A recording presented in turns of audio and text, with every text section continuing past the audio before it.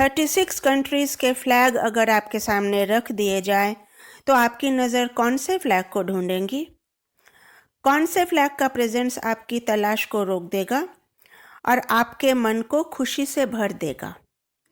जी हाँ, विजयी विश्व तिरंगा प्यारा झंडा ऊंचा रहे हमारा। नमस्कार, आप सभी का बहुत बहुत स्वागत है आपका अपना चैनल यू एंड वर्ल्ड में।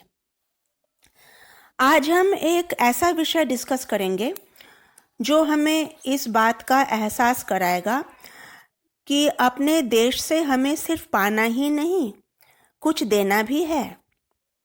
जी हाँ, मैं बात कर रही हूँ फंडामेंटल ड्यूटीज़ की। हमारे कॉन्स्टिट्यूशन का एक बहुत ही इम्पॉर्टेंट पार्ट है fundamental duties. Fundamental duties Indian constitution के पार्ट 4A में है, आर्टिकल 51A में। कितनी फंडामेंटल ड्यूटीज़ है इंडियन कॉन्स्टिट्यूशन में? 11 फंडामेंटल ड्यूटीज़ हैं। इस ए का क्या मतलब है? Part 4A, article 51A। ए का मतलब है कि ये बाद में ऐड किए गए हैं अमेंडमेंट के द्वारा। ये ओरिजिनली नहीं थे इंडियन कॉन्स्टिट्यूशन में, बाद में ऐड हुई हैं। 42nd अमेंडमेंट हुआ था 1976 में, जिसके द्वारा 10 फंडामेंटल ड्यूटीज़ ऐड की गई थी और 11th फंडामेंटल ड्यूटी बाद में ऐड हुई थी 86th अमेंडमेंट के द्वारा, जो 2002 में हुआ था। ऐसा क्या हुआ था कि गवर्नमेंट को फंडामेंटल ड्यूटीज़ ऐड करनी पड़ी जो कि ओरिजिनली नहीं थी? इसको जानने के लिए हमें इतिहास के पन्ने पलटने पड़ेंगे कि 42nd अमेंडमेंट और 86th अमेंडमेंट किन परिस्थितियों में लाए गए थे। तो थोड़ा सा इनको समझ लेते हैं, है ना। 42nd अमेंडमेंट पास हुआ था 1976 में, जब इंदिरा गांधी जी प्राइम मिनिस्टर थी। इंदिरा गांधी जी ने इमरजेंसी डिक्लेयर कर दी थी। हाँ, 25 जून 1975 से लेकर 21 मार्च 1977 तक चली थी ये इमरजेंसी। उस समय हमारे पास कोई आज़ादी नहीं थी, फंडामेंटल राइट्स बिल्कुल भी नहीं थे। उस समय गवर्नमेंट ने अपने पूरे पावर का प्रदर्शन किया था। गवर्नमेंट को ये लगा था कि भारतवासी को अपनी ड्यूटी का उतना एहसास नहीं है जितना होना चाहिए। फिर क्या हुआ? फिर एक कमेटी बनाई गई, सरदार स्वरण सिंह कमेटी। सरदार स्वरण सिंह कमेटी ने एक सेपरेट पार्ट बना दिया कॉन्स्टिट्यूशन में फंडामेंटल ड्यूटीज़ के लिए। इस कमेटी के रिकमेंडेशन को कांग्रेस गवर्नमेंट ने मान लिया और लेकर आए 42nd अमेंडमेंट एक्ट 1976।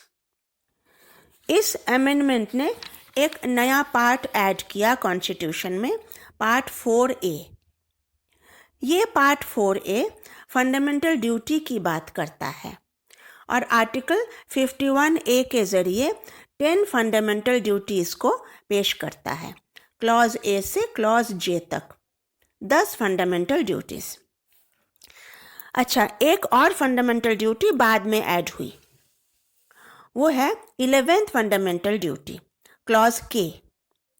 ये ऐड हुई थी 86th अमेंडमेंट के द्वारा 2002 में। 86th अमेंडमेंट के द्वारा आर्टिकल 21 को संशोधित किया गया था, उसमें करेक्शन लाया गया था। आर्टिकल 21 वो क्या है? वो एक फंडामेंटल राइट है, राइट टू लाइफ, जीने का अधिकार।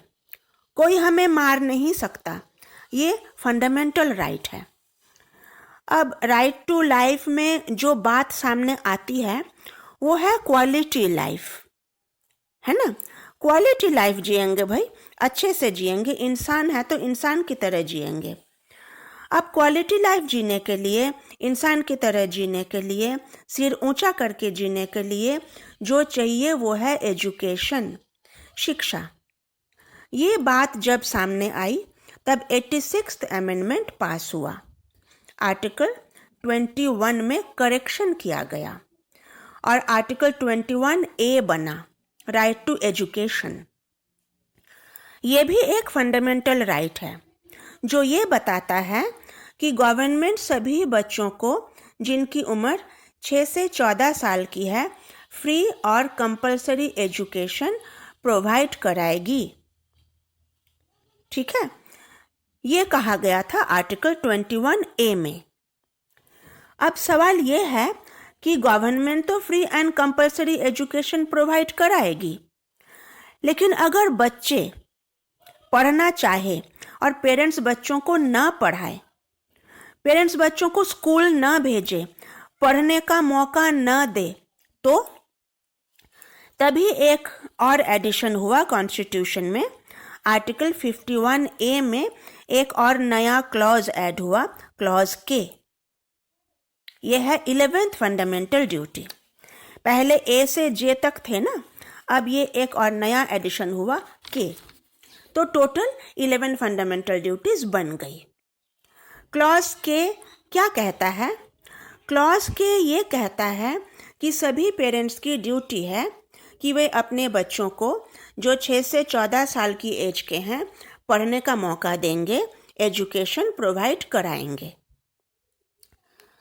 तो 86th अमेंडमेंट 2002 के द्वारा 2 मेजर करेक्शंस हुए, 2 नई बातें कॉन्स्टिट्यूशन में ऐड हुई, आर्टिकल 21A और article 51A clause K।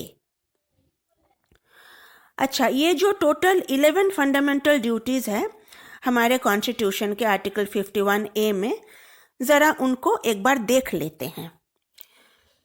Screen में देखो, आर्टिकल 51A क्लॉज A से लेके K तक 11 ड्यूटीज़ दी हुई है।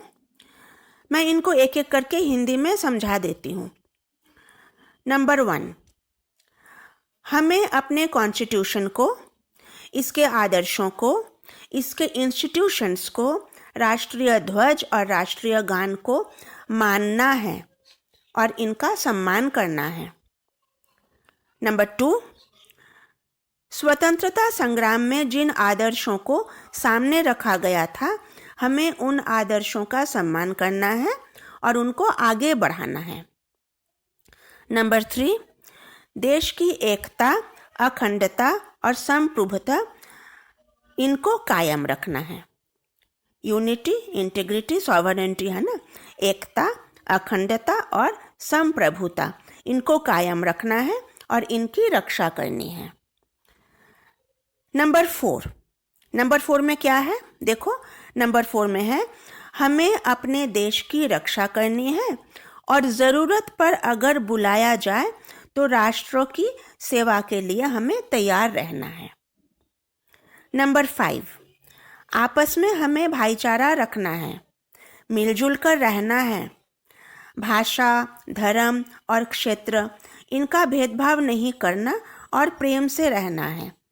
हम सब भारतवासी हैं तो भाई बन के रहना है, महिलाओं की इज्जत करनी है। नंबर 6, अपनी परंपरा, अपनी संस्कृति को वैल्यू देना है और उनकी रक्षा करनी है।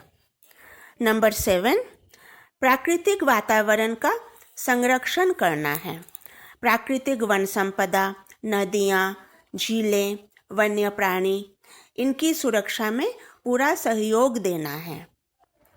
नंबर 8, हमें वैज्ञानिक दृष्टिकोण अपनाना चाहिए, अंधविश्वासी नहीं बनना, कुसंस्कार से ग्रसित नहीं रहना और नए परिवर्तन को स्वागत करना है और सपोर्ट करना है।